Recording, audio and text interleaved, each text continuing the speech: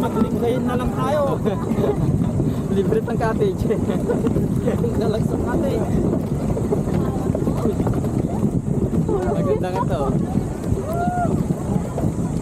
Bago yan eh. Bago lang yan eh. Tatlo na yan.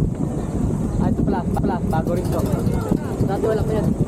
Ito pala, oh. Ito pala yan. Exercise ka. Pala ka ML eh.